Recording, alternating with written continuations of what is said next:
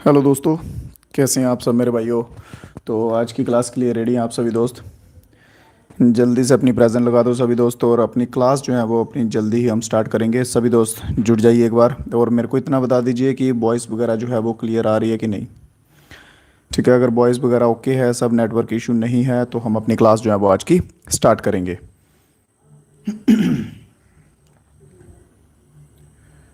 Okay okay okay okay okay okay, तो हो चुके हैं, हम लाइव हो चुके हैं। ठीक है, चलिए। तो भाई जुड़ चुके हैं हमारे साथ, बिलाल जुड़ चुके हैं, शिवालय जुड़ चुके हैं, शिवालय गुप्ता और चेमयुंग मनीष। ठीक है मेरे भाई, तो चलिए, मोस्ट वेलकम है आप सभी दोस्तों का। तो चलते हैं अपनी क्लास की तरफ बिना ज़्यादा टाइम वेस्ट किए, फर्स्ट क्वेश्चन की तरफ। ठीक है, तो 20 क्वेश्चन की, जैसे आपको मालूम है सभी दोस्तों को, सीरीज़ चल रही है अपनी। कितनी, कौन सी सीरीज़? सुपर 20। ठीक है, तो सुपर 20 क्वेश्चंस जो है मेरे भाई, आपको आपके एग्जाम्स तक हम प्रोवाइड करवाते रहेंगे।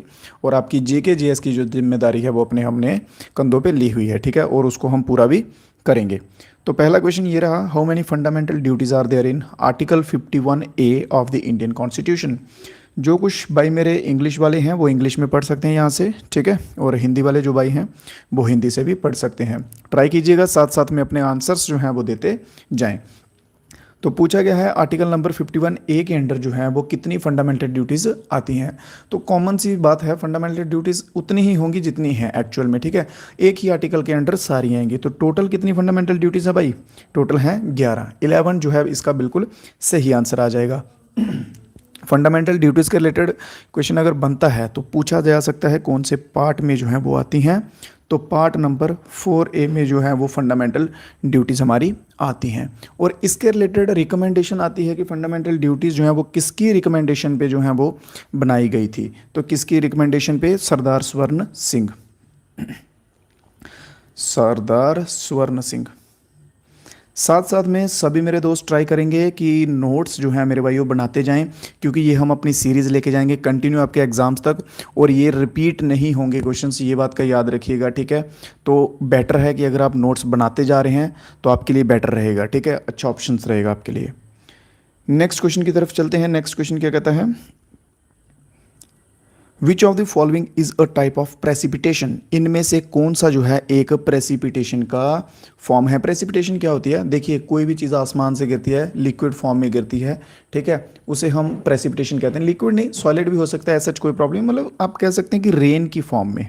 ठीक है, मेन वर्ड यहाँ पे हम प्रेसिपिटेशन के लिए यूज़ कर सकते हैं रेन। ठीक है, तो रेन की फॉर्म में जो चीज़ गिरती है उसे हम कह सकते हैं प्रेसिपिटेशन। तो इन ऑप्शंस में से बताइए, हेल, बाला, फॉग या फिर हेज, इनमें से कौन सा जो ऑप्शन बिल्कुल सही होगा। ट्राई कीजिए मेरे भाइयों, आंसर्स देते जाएं आप सभी कमेंट बॉक्स में धीरे धीरे साथ साथ में। ठीक है, चलिए। तो ऑप्शन नंबर ए वाला जो है बिल्कुल सही रहेगा, हेल्स। हेल क्या होते हैं मेरे भाई? ओले। ओले आप सभी ने सुना होगा। ठीक है, आइस के छोटे छोटे क्यूब राउंड जैसे बने होते हैं। ठीक है, ओले बोलते हैं नॉर्मली। तो ओले जो है इसका बिल्कुल सही आंसर रहेगा, क्योंकि भाला जो है ये तो एक अलग ही बढ़ जाएगा। फॉग जो है ना, फॉग क्या होता है? एक स्मोक होता है एक टाइप का। ठीक है, वो नीचे नहीं गिरता, वो आसमान में ही रहता है। हेज जो है ये क्या होती है? ये भी एक टाइप की डस्ट होती है, या स्मोक कह सकते हैं आप इसको भी। ये रहता है। ठीक है, तो ये दोनों जो है ये उसकी कैटेगरी में नहीं आएंगे। तो ऑप्शन नंबर ए मेरे भाइयों बिल्कुल सही हो जाएगा। ठीक है, अभी एक चीज़ का ध्यान रखिए, अगर स्टार्टिंग्स में आपको क्वेश्चंस नहीं आते हैं, मेरी बात एक ध्यान से सुन लीजिए, अगर क्वेश्चन नहीं आ रहे हैं, घबराने की कोई बात नहीं है। बस इतना याद रखो कि अभी हम सीख रहे हैं। ठीक है, अभी हम क्या कर रहे हैं मेरे भाइयों? सीख रहे हैं। जब हमारा सिलेबस ख़त्म हो जाएगा, जो क्वेश्चंस हम एक बार पढ़ लेंगे, अगर उसके बाद नहीं आएंगे तो फिर हमें निराश होने की जो है वो ज़रूरत होगी, क्योंकि हमने पढ़ी हुई चीज़ हमें नहीं आ रही है। क्लियर? तो देखते हैं next question. What is the synthesized molecule released during cellular respiration पूछा गया। ठीक है, सेलुलर रेस्पिरेशन के दौरान, जो रेस्पिरेशन के दौरान प्रोड्यूस होते हैं मोलिक्यूल्स, उन्हें हम जो है वो किस फॉर्म में जानते हैं या किस नाम से जानते हैं। ऑप्शंस सभी क्वेश्चन में आपको दिए रहेंगे। अभी आपकी ड्यूटी है कि आपको आंसर देना है। ठीक है, चलिए। एंडिनोसाइन ट्राइफॉस्फेट,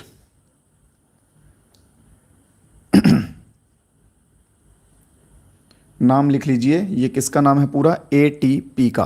तो ऑप्शन नंबर सी जो है इसमें बिल्कुल सही रहने वाला है, ठीक है। तो एटीपी जो है ये क्या करता है, ये प्रोसेस करता है माइटोकॉन्ड्रिया, किसी किसी भी सेल के माइटोकॉन्ड्रिया में जो है प्रोसेस करता है। माइटोकॉन्ड्रिया क्या होता है मेरे भाइयों, क्वेश्चन बन सकता है माइटोकॉन्ड्रिया पे, ठीक है। माइटोकॉन्ड्रिया, तो माइटोकॉन्ड्रिया को क्या बोलते हैं, इसे बोलते हैं पावर हाउस ऑफ सेल। क्या क्या बोलेंगे इसके, पावर हाउस ऑफ सेल, ठीक है। क्वेश्चन इस तरह से बनेगा, which is known as the power house of a cell. तो माइटोकॉन्ड्रिया जो है उसमें हमारा बिल्कुल सही आंसर रहेगा, क्लियर। चलिए नेक्स्ट क्वेश्चन देखते हैं अपना। तो नेक्स्ट क्वेश्चन क्या कहा गया, who was the defence minister of the interim government formed in 1946। 1946 की बात की गई है, उस टाइम पे इंटर्म गवर्नमेंट के हमारे डिफेंस मिनिस्टर, ठीक है, डिफेंस मिनिस्टर जो हैं वो उस टाइम पे कौन थे। बहुत बढ़िया, सभी दोस्त ट्राई करेंगे आंसर देने का साथ साथ में। तो Baldev Singh, Sardar Baldev Singh, option number B इसमें मेरे भाई बिल्कुल ठीक रहेगा। रिव्यू वगैरह जो है मेरे भाई वो क्लास जैसे ही खत्म होगी आप सभी को रिव्यू वगैरह देते हुए जाइएगा क्लास का, ठीक है, कि कैसी लग रही है। क्वेश्चंस जो है, क्वेश्चंस की गारंटी मैं लेता हूँ, क्वेश्चंस आपको एकदम आपके सिलेबस के अकॉर्डिंग आएंगे, ठीक है। क्वेश्चंस के टेंशन मत लीजिए, बस आप रिव्यू दीजिएगा कि क्लास समझ आ रही है कि नहीं आ रही, क्लियर। चलिए, तो सरदार बलदेव सिंह जो है उस टाइम के कौन थे, डिफेंस मिनिस्टर थे, ठीक है। और फाइनेंस मिनिस्टर भी याद रख लीजिए, ये भी इंपॉर्टेंट हो सकता है, तो लियाकत अली खान, लियाकत अली खान। राइटिंग वगैरह समझ आ रही है ना मेरी भाई, इतनी गंदी तो नहीं लग रही कि समझ ही ना आए आपको। चलिए नेक्स्ट क्वेश्चन की तरफ चलते हैं। अगला क्वेश्चन क्या कहता है, विच of the following rivers has the largest basin area in peninsular India. Peninsular India जो है वहाँ का पूछा गया है, प्रायद्वीपीय भारत में सबसे बड़ा एरिया जो है वो कौन सी रिवर का है, सबसे बड़ा। पेनिनसुलर एरिया पता है ना आप सभी को भाई कौन सा है, ठीक है। मेरे यार चलो ट्राई करता हूँ थोड़ा सा बनाने का, बट ज़्यादा अच्छा नहीं है। चलिए ये मान लीजिए, आप गैस कर लो कि ये इंडिया का मैप है, ठीक है। और इसमें ये जो एरिया है ना, ये वाला, ये एरिया है पेनिनसुलर एरिया, जो कि किससे बना है, लावा के फॉर्मेशन से, लावा से बना हुआ है। इसके पीछे का प्रूफ क्या कि सर लावा से ही बना हुआ है, यहाँ की ब्लैक सॉइल है। कौन सी सॉइल है, ब्लैक सॉइल है। ब्लैक सॉइल किसके लिए यूज़फुल है, कॉटन के लिए यूज़फुल है। कॉटन जो है ब्लैक सॉइल में बहुत अच्छा होता है, अच्छे लेवल पे होता है, ठीक है, क्लियर। तो चलिए अब बात करते हैं हम उस रिवर की। तो रिवर कौन सी रहेगी मेरे भाइयों, तो गोदावरी, ऑप्शन नंबर ए बिल्कुल सही रहेगा, जो कि कहाँ से निकलती है, नासिक से निकलती है, क्लियर है। नासिक कहाँ पे आ जाएगा, महाराष्ट्र में आ जाएगा। महाराष्ट्र की लोकेशन की बात कर ली जाए तो ये रही महाराष्ट्र की लोकेशन, क्लियर है। चलिए किसी भाई को कोई अगर डाउट वगैरह रह जाए ना तो वो बता दीजिएगा, लाइव में हो सके तो ऐसे बता दीजिए, अदरवाइज कमेंट बॉक्स में बोल दीजिएगा, वहाँ पे भी आपका जो है वो डाउट क्लियर कर लेंगे, ठीक है। क्वेश्चन पूछा गया, all synthetic fibres using raw material of petroleum. जितने भी सिंथेटिक फाइबर हैं, यहाँ पे क्या बोला गया है, पेट्रोलियम का यूज़ करके जिन्हें प्रिपेयर किया जाता है उस प्रोसेस को क्या कहते हैं, ठीक है। तो पेट्रोकेमिकल नाम से जितने भी आप कह सकते हैं फाइबर्स को हम बनाते हैं, ठीक है, पेट्रोलियम का यूज़ करके, उन सभी को जो है वो पेट्रोकेमिकल कहा जाता है, क्लियर। तो ऑप्शन नंबर डी यहाँ पे मेरे भाई बिल्कुल सही होता हुआ दिखेगा, पेट्रोकेमिकल, ठीक है। जो भी केमिकल है मैन्युफैक्चरिंग के लिए यूज़ किए जाते हैं उन्हें पेट्रोकेमिकल कहते हैं। और इन्हें मेनली जो है मैन्युफैक्चरिंग सिंथेटिक्स में कौन आते हैं, जैसे कि नायलॉन हो गया और साथ में एक्रिलिन हो गया, ठीक है। ये दो इंपॉर्टेंट है, ये याद रख लीजिएगा। नेक्स्ट क्वेश्चन देखते हैं अपना। Who was the father of white revolution in India. White revolution के पिता जो हैं, वाइट रेवोल्यूशन के सफ़ेद क्रांति के जनक जो है मेरे भाई, किसे कहा जाता है। दो क्वेश्चन बनेंगे, एक बनेगा वाइट रेवोल्यूशन पे और एक बनेगा ग्रीन रेवोल्यूशन पे, तो दोनों जो है वो आपको कवर करवाता हुआ चलूंगा। तो वाइट रेवोल्यूशन की बात की जाए तो वर्गीस कुरियन जो है बिल्कुल हमारा सही आंसर रहेगा, जो कि किसके रिलेटेड थी वाइट रेवोल्यूशन मेरे भाइयों, तो मिल्क के रिलेटेड थी। तो एम एस स्वामीनाथन जो हैं ये फादर आएंगे किसके, ग्रीन रेवोल्यूशन के, किसके, ग्रीन रेवोल्यूशन के फादर आएंगे। इस रेवोल्यूशन में क्या हुआ था, HYV हाई याइल्ड वैरायटी सीड्स जो हैं इनका यूज़ करने लगे थे, जो कि स्पेशली किस में किया था, वीट में किया था। वीट क्या होता है मेरे भाई, गेहूं जो है, गेहूं में किया गया था, जिससे उत्पादन अच्छे लेवल पे बढ़ सका था हमारा, क्लियर। और एक और नाम देखिए बीच में, जो साउथ के बच्चे हैं ना, अगर उनकी साइड का पेपर होगा तो उनमें ये क्वेश्चन आ सकता है, चिदम्बरम सुब्रमण्यम जो है, इनके ऊपर आ सकता है कि ये जो है किस नाम से जाने जाते हैं। तो चिदम्बरम सुब्रमण्यम जो है मेरे भाइयों, इन्हें जाना जाता है तमिलनाडु के, कहा जाता है इन्हें father of green revolution, Tamil Nadu के father of green revolution. Clear है मेरे भाई, किसी भाई को कोई डाउट तो नहीं? अगर कोई डाउट हो तो बता दीजिएगा। क्लियर, डाउट जो है वो आपके मैं क्लियर करूंगा। ये कमेंट क्यों डिलीट कर रहे हो भाई? कमेंट्स करके मेरे को बताइए जरा, क्या आंसर गलत आ रहे हैं आपके? कोई बात नहीं यार, आ रहे हैं तो आने दो, ठीक है। शेख, शेख हो गया, चेमयुंग, बिलाल, कोई बात नहीं, आ रहे हैं गलत आने दो, उसमें क्या है यार, कुछ नहीं होता, ठीक है, डिलीट मत करो। नेक्स्ट क्वेश्चन है, where was the headquarter of theosophical society located in British India? Theosophical society, ठीक है, जो है उसका ब्रिटिश इंडिया के दौरान मुख्यालय जो है, हेडक्वार्टर मेरे भाई कहाँ था? क्लियर, उसका हेडक्वार्टर जो है वो कहाँ था? अगर तो कांस्टेबल का पेपर आएगा, ठीक है, तो कांस्टेबल के पेपर में ऐसे ऑप्शंस रहेंगे, तो हम आंसर करेंगे क्या, मद्रास कर लेंगे। अगर मान लो कांस्टेबल के ऊपर लेवल का पेपर आ गया थोड़ा, अगर आप किसी ऊपर लेवल के पेपर की तैयारी कर रहे हैं, एसआई की कर रहे हैं, ठीक है, तो उसमें जब ये आएगा ना, तो उसमें मद्रास की जगह पता क्या आएगा? मद्रास की जगह उस जगह का नाम आएगा, अद्यार करके उस जगह का नाम है, ठीक है, जो कि कहाँ पड़ती है? मद्रास में पड़ती है। क्लियर, तो ये है कहाँ पे अभी करंटली, जो है करंटली कहाँ पे है? चेन्नई में। क्लियर, करंटली कहाँ पे है मेरे भाई? चेन्नई में, ठीक है। और अगर बात कर ली जाए इसकी फाउंडेशन की, अगर इसकी बात की जाए, फाउंडेशन की बात की जाए, तो 1875 जो है मेरे भाई बिल्कुल सही टाइम पीरियड रहेगा। क्लियर है यहाँ तक? बहुत बढ़िया, बाजिद पठान, बहुत बढ़िया मेरे भाई। चलिए नेक्स्ट क्वेश्चन पे चलते हैं।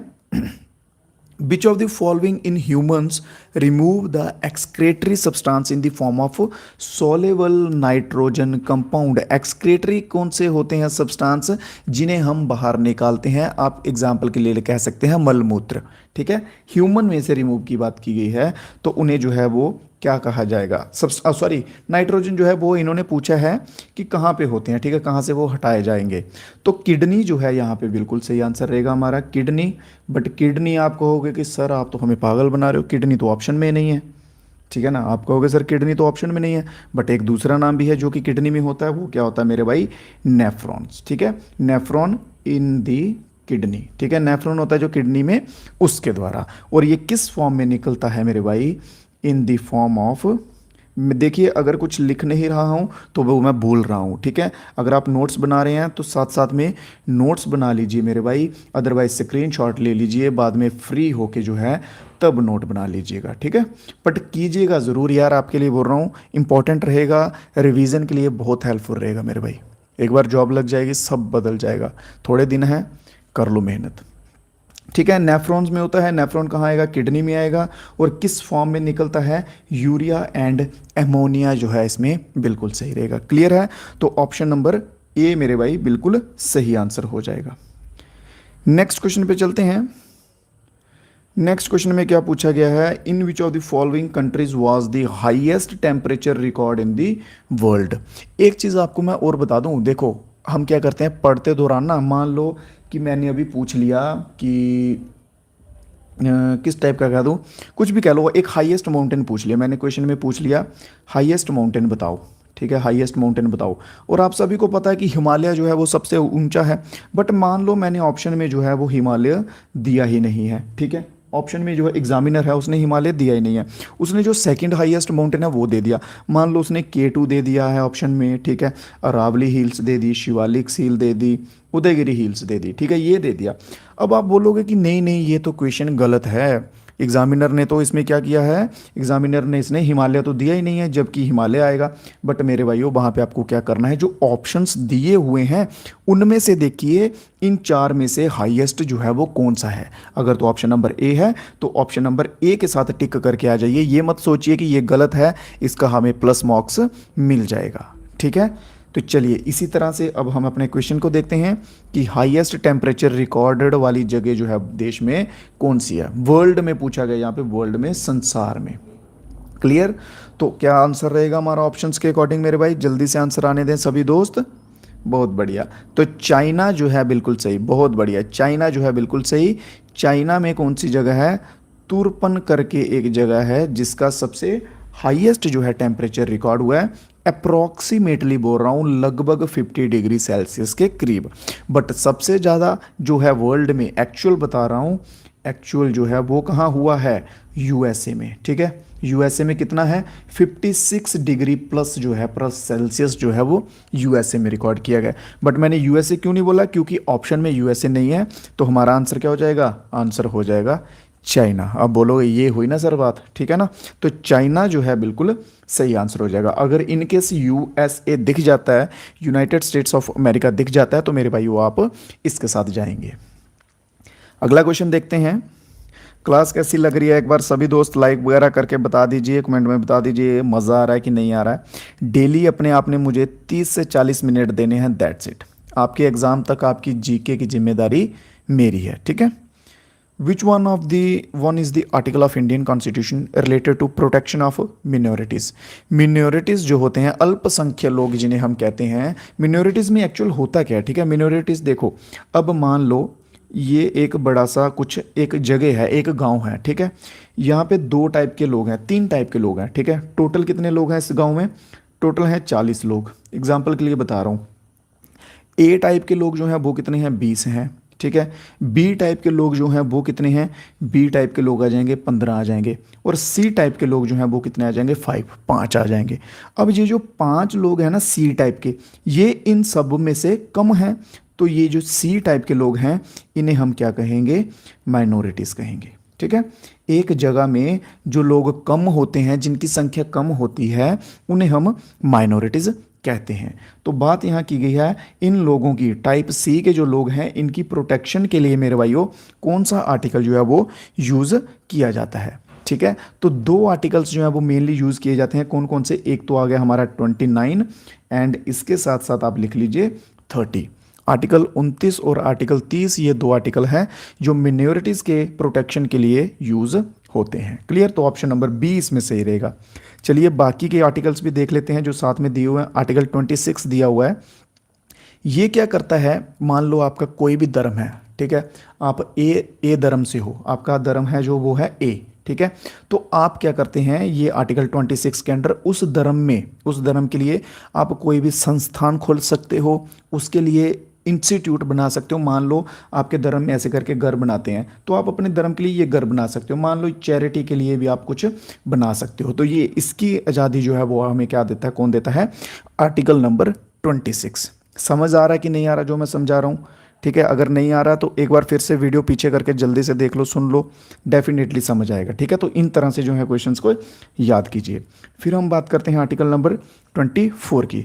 तो आर्टिकल नंबर 24 क्या कहता है मेरे भाइयों, कि 14 साल से कम, 14 ईयर्स से बिलो के जो बच्चे हैं उनको काम पे नहीं जाएंगे, ठीक है, उनसे काम नहीं करवाया जाएगा। स्पेशली कौन से, माइंस के काम हो गए, ठीक है। इस टाइप के जो काम है जिनसे हेल्थ के रिलेटेड जो है मेरे भाई नुकसान हो सकता है, या कोई भी टाइप का कह सकते हैं। 14 ईयर्स तक जो है एजुकेशन कंपलसरी है, क्या है, एजुकेशन कंपलसरी है। तो 14 साल के बच्चों का अगर काम करवाया जाता है तो वो चाइल्ड लेबर के अंडर आएगा। क्लियर, चलिए एक और आर्टिकल बच गया हमारा, आर्टिकल नंबर 17 बच गया। तो ये है अनटचेबिलिटी का, अनटचेबिलिटी, ठीक है, छुआछूत जिसे हम नॉर्मली कहते हैं। आर्टिकल 17 क्या कहेगा, छुआछूत। अगर कोई व्यक्ति कहता है ये गांव है, ये ए गांव के, यहाँ पे 50 लोग हैं, बी टाइप के जो हैं वो 10 लोग हैं, 50 वाले कहेंगे कि नहीं नहीं नहीं, हम बड़े लोग हैं, हम ये हैं, हम वो हैं, हमारी संख्या ज़्यादा है, तुम जो है तुम हमारे यहाँ से कुछ काम नहीं कर सकते, हमारे यहाँ का पानी नहीं पी सकते, ऐसा वैसा। तो ये जो है आर्टिकल नंबर 17 ये उस चीज़ से हमारी रक्षा करेगा, हमारी प्रोटेक्शन करेगा। उम्मीद करता हूँ क्वेश्चन समझ आ रहे होंगे मेरे भाइयों सभी को, ठीक है। अगर किसी क्वेश्चन में कोई डाउट रह जाएगा किसी भाई को तो वो भी बता सकते हैं। क्वेश्चन देखते हैं, what was the name of that Portuguese explorer who discovered the new sea route. देखो जब भी बात आती है समुद्री रास्तों की तो नाम एक जो है आप सभी ने भली भांति जो है वो जानते होंगे और अच्छे से उस नाम से सभी दोस्त वाकिफ भी होंगे। वो नाम क्या है, वास्को डा गामा, ठीक है। तो ऑप्शन नंबर डी, समुद्री रास्तों की जो है सबसे पहले खोज जो है किसने की थी, तो वो था वास्को डी गामा, जो कि कौन था, पुर्तगीज था, पुर्तगाल से आया हुआ था। क्लियर है। और सन की बात कर ली जाए तो 1498 जो है मेरे भाई बिल्कुल सही आंसर हो जाएगा। क्लियर, कौन सा, 1498। नेक्स्ट क्वेश्चन की तरफ चलते हैं। जस्ट अ मिनट, ये क्या हो गया। ओके, तो back to screen. Okay okay, next question, what is the term for the emergency declared in a country due to war, external attack और आर्म्ड रिवेलियन। उस सिचुएशन को, उस इमरजेंसी को हम क्या कहेंगे जिसमें कि कंट्री में युद्ध चल रहा हो, एक्सटर्नल अटैक मतलब पड़ोसी देश या कोई दूसरे देश जो है वो हमला कर रहे हो, आर्म्ड रिवेलियन चल रहा हो, तो वो कौन सी जो है इमरजेंसी आएगी। टोटली जो है मेरे भाइयों 3 टाइप्स की इमरजेंसी जो है वो लगती हैं। चलिए लिख लीजिए, इंपॉर्टेंट है, मोस्ट इंपॉर्टेंट, ठीक है।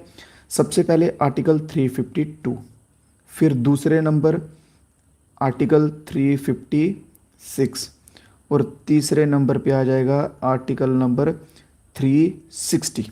ये 3 जो हैं चेमजोंग, बिल्कुल सही मेरे भाई, बहुत बढ़िया। 3 जो हैं ये आएंगे इंपॉर्टेंट। आर्टिकल नंबर 352 जो है ये क्या कहता है, ये कहता है नेशनल इमरजेंसी। आर्टिकल नंबर 356 क्या कहता है, ये कहता है प्रेसिडेंशियल रूल या फिर स्टेट इमरजेंसी, ठीक है। और आर्टिकल 360 क्या कहता है, फाइनेंशियल इमरजेंसी। क्लियर है, यहाँ तक ठीक है। तो ये जो स्टेट इमरजेंसी है ना, या प्रेसिडेंशियल रूल है, ये कैसे लगता है, on recommendation, on the recommendation of governor, क्योंकि स्टेट का हेड कौन होता है मेरे भाई, तो गवर्नर होता है, ठीक है। देखो, जब मान लो कि आर्थिक तंगी आ जाएगी, फाइनेंशियल पैसे के रिलेटेड आ जाएगी, तो लगेगा आर्टिकल नंबर 360, ठीक है, जो कि फाइनेंशियल इमरजेंसी है। मान लो कि कोई स्टेट है, वहाँ पे बहुत दंगे हो रहे हैं, जो वहाँ का सीएम है, गवर्नर है, उनसे संभाला नहीं जा रहा है, हद से चीज़ें बाहर हो गई हैं, तो वहाँ पे लगेगा आर्टिकल नंबर 356। और जब लड़ाई हो गई, मान लो कि इंडिया की, पाकिस्तान हो गया, चाइना हो गया, किसी के साथ भी युद्ध हो जाता है, बाहर के किसी देश के साथ लड़ाई हो जाती है, सब दंगे फसाद हो रहे हैं, ठीक है, जैसे रशिया का चल रहा था अभी, ठीक है, ईरान इराक का चल रहा था, वैसा कुछ हो जाता है, तो आर्टिकल 352 जो है वो वहाँ पे अप्लाई हो जाएगा। ये तीनों आर्टिकल इंपॉर्टेंट है मेरे भाई, याद कर लीजिएगा।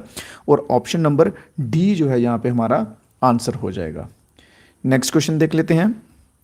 Who among the following is known as the architect of Indian economy? देखिए, आर्किटेक्ट ऑफ इंडियन आता है, इंडियन आता है, बहुत से बच्चे यहाँ पे कंफ्यूज होंगे क्योंकि यहाँ पे 2-3 नाम आएंगे, बट यहाँ पे इकोनॉमी जो शब्द आगे दिया हुआ है, यहाँ से जो है आपके जो डाउट कह सकते हैं वो क्लियर हो जाएंगे, ठीक है। तो चलिए देखते हैं। सबसे पहले जब बात कर ली जाए आर्किटेक्ट ऑफ इंडियन इकोनॉमी की, तो मोक्षा गुंदम, ठीक है, मोक्षा गुंदम जो है बिल्कुल ऑप्शन नंबर डी हमारे बिल्कुल सही हो जाएंगे।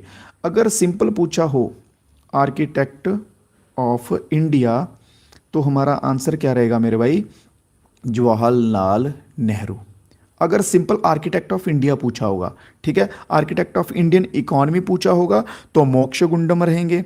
अगर इसके सिवा पूछ लिया जाए आर्किटेक्ट ऑफ इंडियन प्लानिंग पूछ लिया जाए, कौन सा, architect of planning in India. यार राइटिंग का मेरा थोड़ा सा मुझे लग रहा है कि इतनी पहचान में पता नहीं आपको आती होगी कि नहीं, बट चलो टाइम के साथ साथ जो है वो मैं इंप्रूव करने की कोशिश करूंगा। तो अगर पूछ ले जाए architect of planning in India, तो पीसी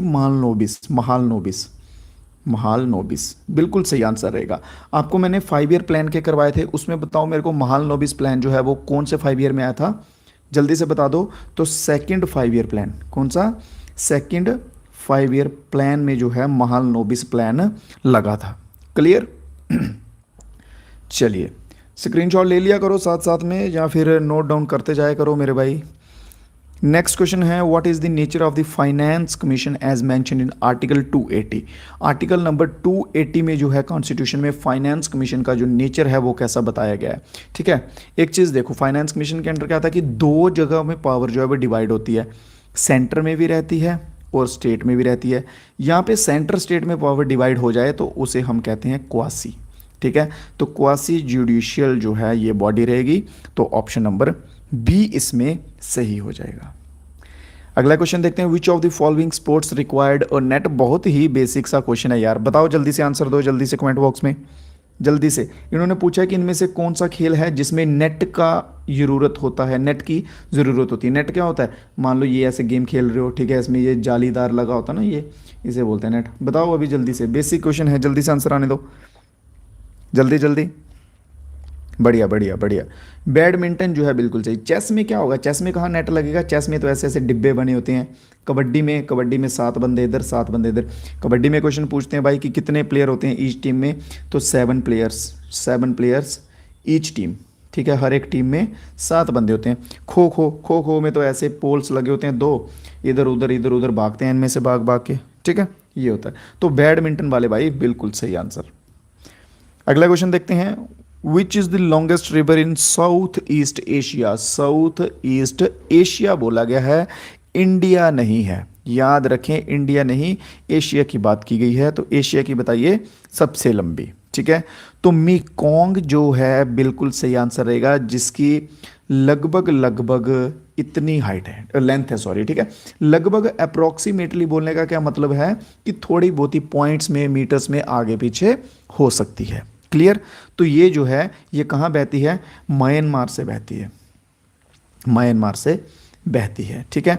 अगर सबसे ज़्यादा, एक और नाम, जैसे कि मैंने आपको पीछे क्वेश्चन में एग्जांपल दिया था ना माउंटेन वाला कि हाईएस्ट कौन सा है, तो वैसे ही एक नाम और याद रखिएगा, येलो रिवर करके, येलो रिवर करके, ठीक है। येलो रिवर ये बहती है कहाँ पे, चाइना में बहती है। ये 5000 प्लस है इसकी, कुछ 5100 200 ऐसा कुछ है, ठीक है। तो अगर येलो रिवर मेंशन होगा तो ऑप्शन नंबर येलो रिवर वाले के साथ हम जाएंगे, ठीक है। तो यहाँ पे इस क्वेश्चन के अकॉर्डिंग मेकोंग के साथ हम जाएंगे, जो म्यांमार से बहती है और उसकी लेंथ जो है अप्रॉक्सीमेटली इतनी है, ठीक है। फिर इसके सिवा एक और दूसरी ये जो है ना सालवेन करके, ये भी इंपॉर्टेंट हो जाती है, ये तिब्बत प्लेट्यू से बहती है। कौन से तिब्बत प्लेट्यू से।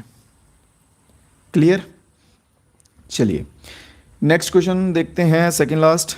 The word jump ball is, world नहीं आएगा यहाँ पे, वर्ड आएगा सिर्फ, ठीक है, एल मिटा दीजिए, सॉरी, क्या हो रहा भाई, हाँ सिर्फ वर्ड लिखिए, ठीक है। इन्होंने पूछा कि जंप बॉल जो है, ये शब्द जो है इनमें से किस खेल से संबंधित है, बास्केटबॉल, क्रिकेट, फुटबॉल, वॉलीबॉल। किसमें जंप जो है वो जंप बॉल ये जिसका उपयोग होता है, ठीक है। बास्केटबॉल में क्या होता है भाई, यहाँ पे बास्केट बना होता है, ठीक है, जंप करके यहाँ पे बॉल डालते हैं। अब आप कहोगे कि सर किक भी जंप करके लगाते हैं, बाईसाइकिल किक बोलते हैं इसको, ठीक है। वॉलीबॉल में आप कहेंगे सर सर्विस जो है सर्विस देते हैं जंप करके। बट सुनिए, बास्केटबॉल में क्या होता है, जब टॉस होता है ना, ठीक है, जब टॉस होता है 2 प्लेयर खड़े होते हैं, एक इस साइड होता है, एक इस साइड होता है, ठीक है। ये बीच में रेफरी होता है, इधर कहीं खड़ा हुआ होता है, ठीक है। तो रेफरी क्या करता है, बॉल को, बास्केटबॉल को ऊपर हवा में उछालता है, ठीक है, ऊपर हवा में उछालेगा, जिस टर्म को हम क्या बोलते हैं, जंप बॉल बोलते हैं, ठीक है। इसी टर्म को बोलते हैं हम जंप बॉल। फिर जब ये बॉल नीचे गिरती है, 3 डिप्स लेती है, 3 टप्पे खाती है, तो उसके बाद जो है वो गेम स्टार्ट हो जाती है। क्लियर। तो ऑप्शन नंबर ए जो है बिल्कुल सही आंसर हो जाएगा। देखो भाई मैं जीके जीएस पढ़ा रहा हूँ, जीके जीएस ही पढ़िएगा, मेरे से ड्राइंग मत सीखिएगा, ठीक है।